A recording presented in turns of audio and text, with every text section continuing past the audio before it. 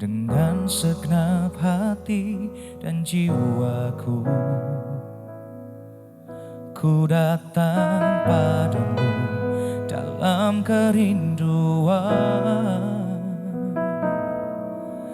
kasih-Mu yang sanggup mengubahku dan menguatkanku dalam pengharapan. Yesus, Engkaulah permata hatiku, dunia tak dapat menggantikan-Mu. Kemuliaan-Mu tercurah bagiku, menjadikanku indah dan semakin indah bagimu. Yesus, Engkaulah permata hatiku, dunia tak dapat menggantikan-Mu.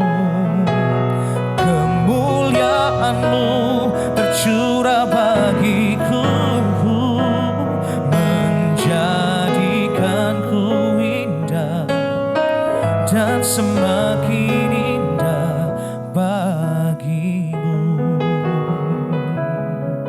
Jadikanku indah dan semakin indah bagimu. Haleluya. Mari kita berdoa. Bapa kami yang ada dalam surga, Bapa yang baik yang kami kenal di dalam nama Tuhan Yesus Kristus, kiranya Engkau memberkati kami, Engkau melindungi kami dari si jahat, dari bencana, sakit, penyakit, dan kuasa kegelapan. Kiranya Engkau Tuhan memberi kekuatan kepada kami yang lemah, menghibur kami yang susah, yang sakit. Tuhan Engkau mengampuni segala dosa dan memulihkan, menyembuhkannya. Mereka yang dalam pergumulan, Engkau memberikan jalan keluar dan hikmat marifat. Terima kasih Bapa, kami sungguh bangga punya Tuhan seperti Engkau. Buat hidup kami, hati kami boleh menaruh segala harapan kami kepada Tuhan. Karena itulah satu-satunya harapan yang pasti tidak mengecewakan. Di dalam nama Tuhan Yesus kami mengucap syukur dan berdoa. Haleluya. Amin. Siapa yang di dalam Tuhan pasti punya harapan. Dan harapan itu tidak akan mengecewakan. Sebab itu kita mencurahkan seluruh isi hati kita kepada Tuhan. Dan kita menaruh segala hati kita dan harapan kita kepada Tuhan. Namun waspadalah, di tengah-tengah kita mulai percaya dan menaruh harapan dan berjalan dengan Tuhan, bisa muncul yang namanya penyesat, penggoda. Sama seperti apa yang pernah terjadi pada Adam dan Hawa. Yang hidupnya berjalan dengan Tuhan, yang menikmati semuanya. Namun kewaspadaan tidak ada. Sehingga ketika iblis yang menyerupai ular datang kepada dia dan mulai menggoda, menyesatkan melalui juga firman yang diputar balikkan. Sehingga akhirnya dia mengalami yang dikatakan dosa dan terusir dari Eden dan hadapan Allah. Dan karena itulah kemudian Yesus turun ke dunia dan memberikan pengharapan yang baru, kekuatan yang baru. Namun iblis juga masih bekerja keras di tengah-tengah dunia ini. Dia akan menyesatkan kita. Sebab itu selain kita menaruh pengharapan, kita harus waspada akan bencana atau penyesatan. Kita baca Matius 7 ayat 15. Waspadalah terhadap nabi-nabi palsu yang datang kepadamu dengan menyamar seperti domba. Tetapi sesungguhnya mereka adalah serigala yang buas.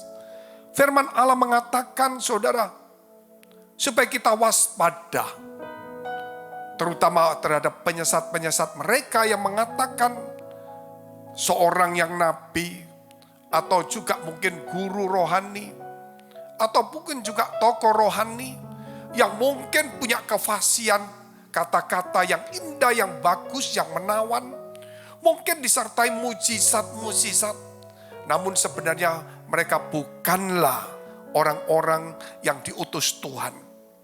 Mereka adalah orang-orang dunia yang mereka hanya menyamar saja sebagai domba. Tapi sebenarnya mereka adalah serigala yang buas, bukan hanya serigala yang buas. Kita percaya bahwa Tuhan akan memberkati kita. Kita percaya Tuhan menyelamatkan, mengampuni dosa kita. Kita percaya Tuhan memberikan kepada kita pimpinan dalam hidup ini, supaya kita mendapatkan berkat surgawi dan juga berkat duniawi. Namun yang perlu kita pikirkan dan kita renungkan adalah harus waspada. Apa yang Tuhan janjikan itu pasti terjadi. Tetapi yang perlu kita perhatikan supaya kita waspada. Karena jikalau kita tidak waspada, kita hanya percaya dengan janji Allah, kita akan terpeleset dan kita akan jatuh. Dan kita akan kehilangan peluang. Kemudian kita bisa menyalahkan Tuhan atau menyalahkan orang lain. Persoalannya kita tidak menjadi orang bijaksana. Orang bijaksana itu dia tahu apa yang akan didapat, namun dia tetap waspada dengan sekelilingnya karena ada gangguan atau juga bencana yang bisa terjadi. Jadilah bijaksana, percaya kita akan meraih, kita akan mendapatkan berkat dari Tuhan, tapi tetap waspada dalam kehidupan kita. Mari kita berdoa. Kami percaya Tuhan, kami menaruh harapan kepada Tuhan. Kami yakin bahwa apa yang Tuhan janjikan itu tidak akan sia-sia. Firman-Mu tidak akan kembali sia-sia. Namun kami lupa bahwa kami harus waspada, supaya kami menjadi orang bijaksana yang tidak lengah, tetapi tetap waspada. Karena si iblis menyamar sebagai serigala buas, ingin menyesatkan melalui kata-kata rohani, kata-kata indah yang menawan, disertai juga dengan mujizat, sehingga kami mulai tergoda. Tetapi hari ini kami tidak melihat itu, tapi kami melihat Tuhan. Apa yang sudah Tuhan berikan kepada kami, itu yang kami nantikan dan kami harapkan, dan itu akan terjadi. Di dalam nama Tuhan Yesus kami sudah berdoa. Haleluya. Amin. Nah, kita juga melihat saudara, yaitu tentang kehidupan itu harus ada buahnya. Selain kita punya pengharapan, kita harus ada buah kehidupan itu sendiri. Buah kehidupan itu, saudara, yaitu bukan bicara soal hidup, tetapi dalam hidup itu ada kehidupan. Dan kehidupan itu yang bermanfaat, itulah buah kehidupan. Banyak orang hidup tapi tidak mempunyai kehidupan. Dia putus asa seperti robot, seperti mayat hidup, termenung duduk, putus asa, tidak mau bekerja, malas, pasif. Karena tidak ada roh Tuhan. Dan mereka tidak hidup di dalam firman Allah. Tetapi mungkin juga ada orang hidup punya kehidupan, yaitu untuk menipu orang. Dia punya banyak ide-ide, tapi untuk menjatuhkan, merugikan orang lain.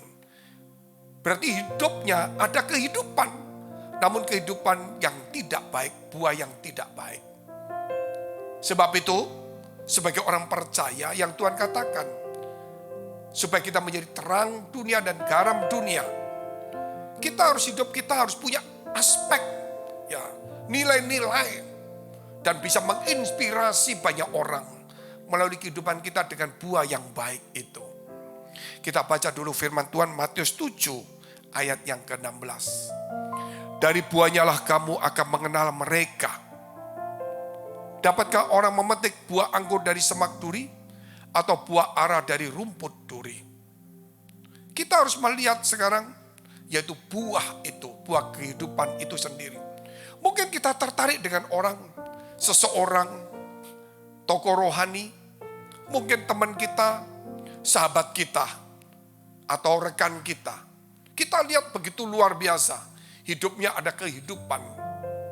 Namun kita tidak pernah melihat buahnya. Sebab itu kita perhatikan adalah dalam kehidupan seseorang, buah apa yang dikeluarkan dalam kehidupannya. Bagi keluarganya, bagi kiri kanan, bagi gereja, bagi temannya. Itu perlu kita melihat. Mungkin dia di gereja bagus, tapi di keluarga, di pergaulan, dia tidak mencontohkan Kristus dalam kehidupannya. Dia merugikan banyak orang. Berarti buah itu tidak ada. Itu hanya satu slogan, promosi, seperti kata-kata yang indah, iklan yang indah. Namun sebenarnya orang itu bukanlah bagian dari yang diiklankan. Dia hanya dibayar untuk mengiklankan sesuatu produk yang mungkin memang bagus, tapi dia bukan dari produk iklan itu sendiri. Kita harus menjadi produk dari iklan itu sendiri, yaitu surga, yaitu kekayaan, keselamatan daripada Kristus Yesus, harta yang terindah. Kita akan dengar satu pujian.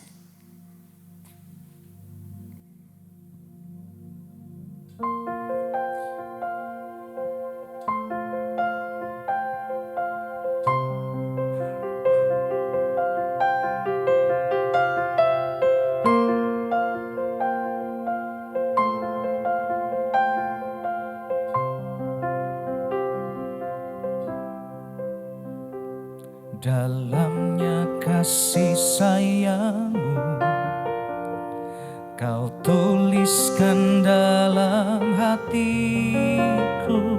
Suka dan duka yang ku lewati, indah bersamamu Tuhan. Dalamnya kasih sayangmu, kau tuliskan dalam hatiku. Suka dan duka yang ku lewati, indah bersamamu Tuhan. Kasih-Mu selalu mengalir, penuhi kehidupanku. Engkau setia menguatkanku, ku bersyukur, ku ada dalam hati-Mu. Kasih-Mu selalu mengalir, penuhi kehidupanku. Engkau setia menguatkanku, ku bersyukur, ku ada dalam hati-Mu. Ku bersyukur, ku ada dalam hati-Mu.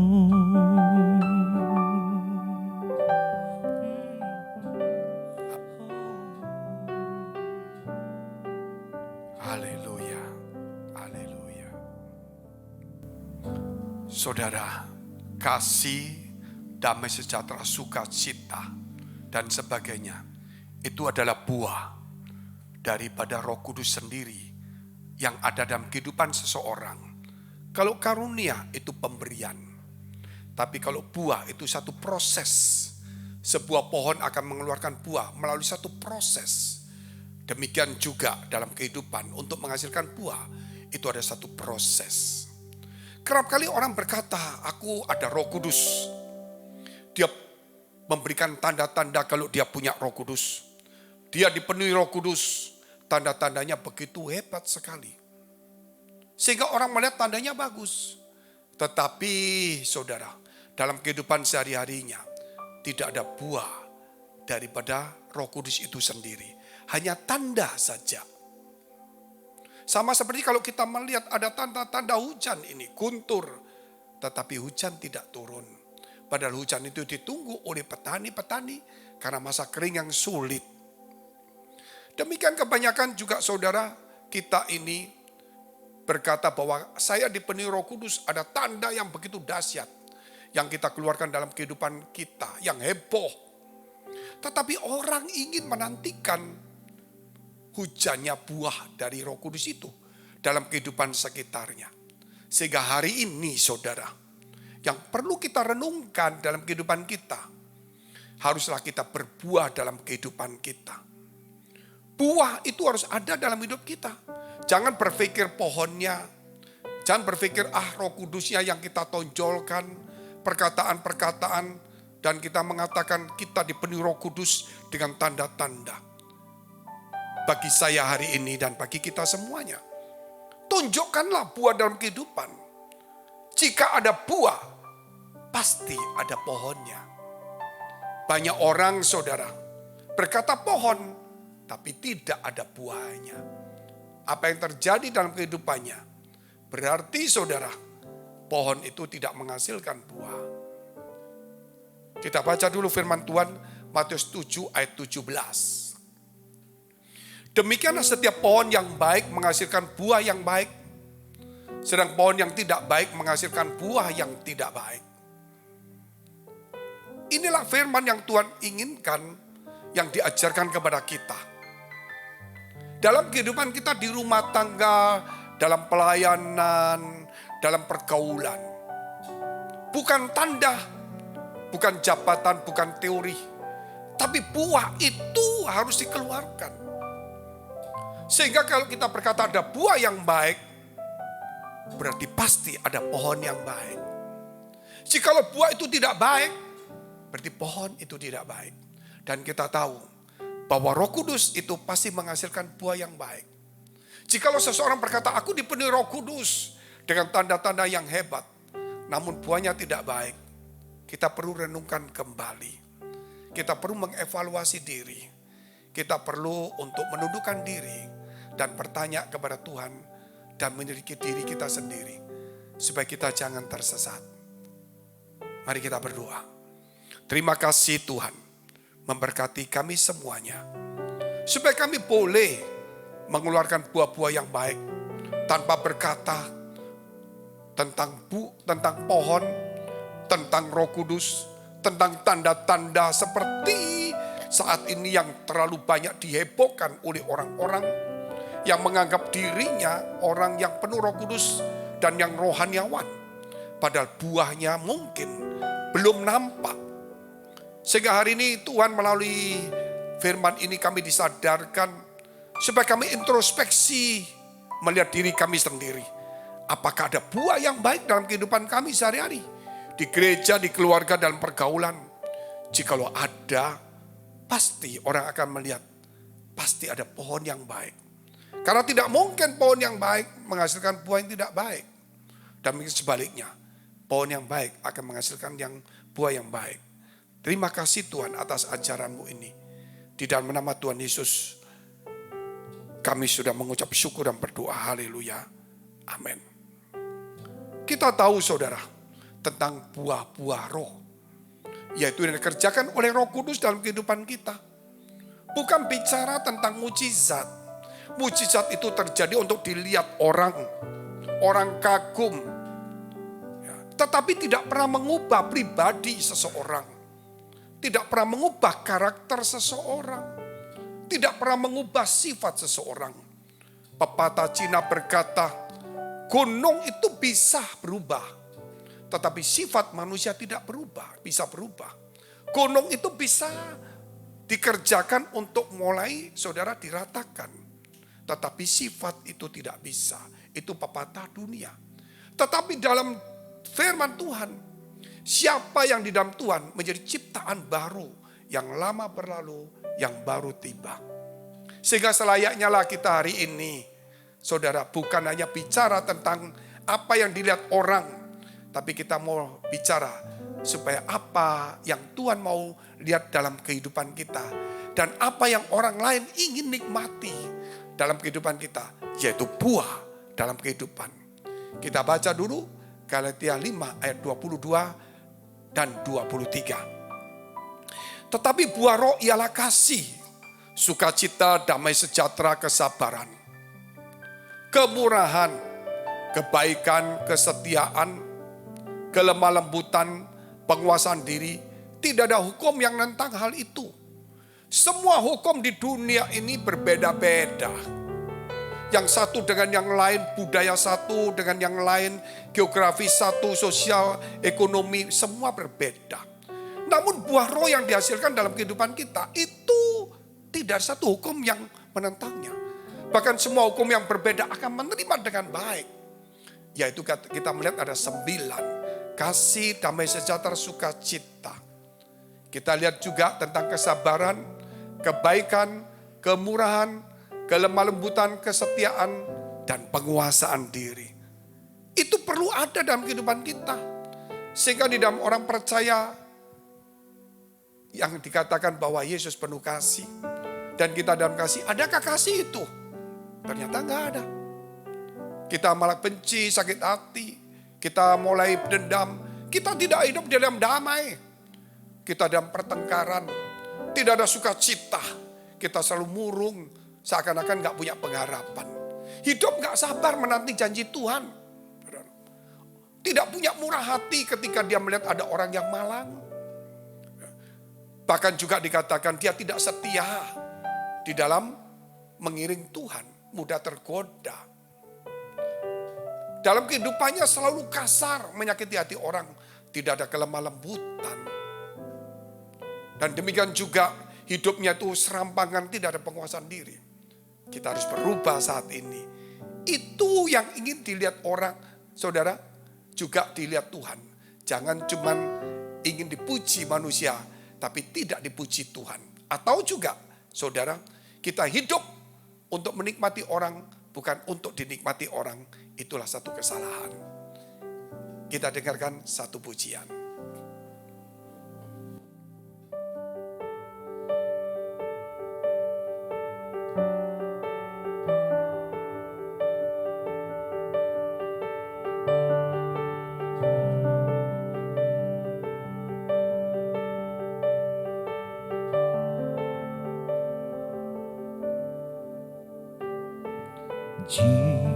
Jesus,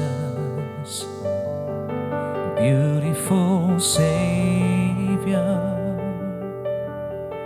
God of all majesty, risen King, Lamb of God, holy and righteous, blessed Redeemer, bright morning star. All the heavens shout your praise. All creation bows to worship you. How wonderful, how beautiful, name above every name, exalted high. How wonderful, how beautiful, Jesus, your name above every name,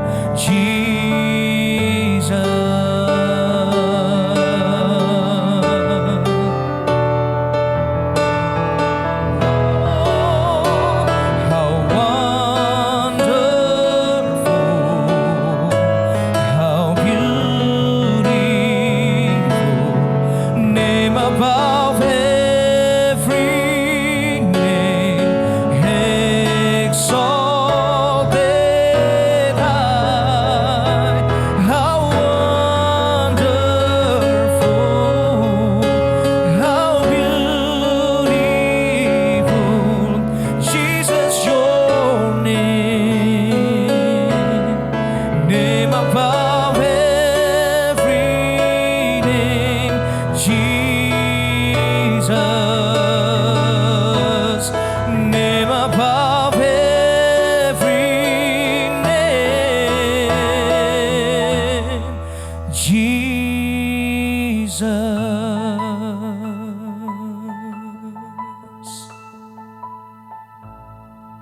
Mari kita berdoa. Terima kasih Tuhan atas kebenaran firman-Mu yang mengubah, memberikan paradigma, menjadikan pelita dalam hidup kami untuk berjalan di hari-hari yang panjang ke depan. Tahun akan berganti tahun, namun kasih-Mu tetap menyertai kami. Firman-Mu ya dan amin. Terima kasih Tuhan, terima kasih. Mari saudara dekapkan kedua tanganmu di dadamu. Karena untuk menerima berkat itu mudah dan pasti. Kalau Tuhan memberkati dan membuka pintu, tidak ada satupun yang bisa menutup dan menahannya. Tapi kerap kali hati kita yang tidak tahan uji, menjadi kikir, sombong, sibuk, arogan dan sebagainya. Sebab itu firman Tuhan berkata, jagalah hatimu dengan penuh segala kewaspadaan. Karena dari situlah terpancar kehidupan. Jadilah berkat dan terimalah berkat rahmat anugerah dari Allah Bapa di surga. Di dalam putra tunggalnya Yesus Kristus dan di dalam persekutuan dengan Roh Kudus. Mari kita akhiri dengan doa yang diajarkan Tuhan Yesus pada kita.